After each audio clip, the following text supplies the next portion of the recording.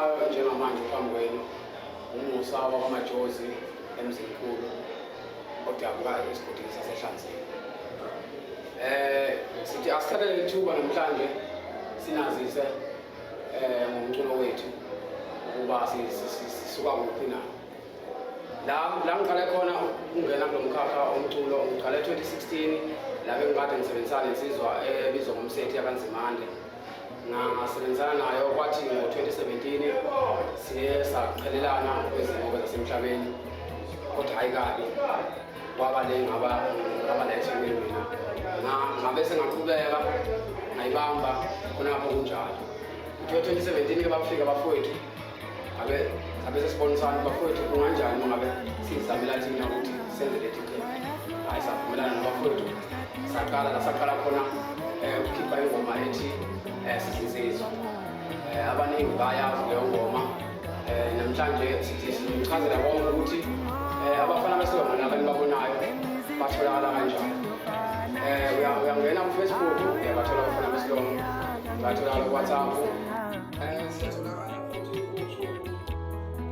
bayahlukana abantu bethandana, bayahlukana abantu beshadile, kodwa bengenazi ukuthi bengashiwa ngumama wabantwana.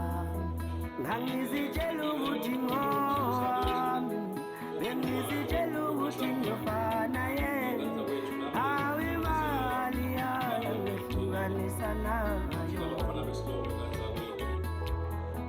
Bayahlukana abantu bethandana, bayahlukana abantu beshadile, kodwa bengenazi ukuthi bengashiwa ngumama wabantwana. Bengizitshela ukuthi ngowami, bengizitshela ukuthi ngiyofana yena, hawu imali yayo ngehlukanisa nayo.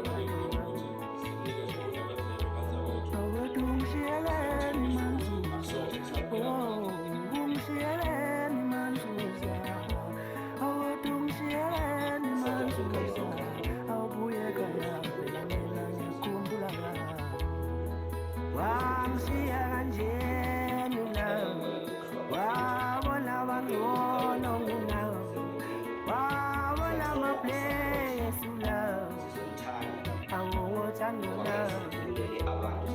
Umshiyeleni manzuza, umshiyeleni manzuza, awubuyeka lapho mina ngikhumbula wangishiya kanjeni wabona bangcono kunawe, wabona amaplesu lawo, awungothando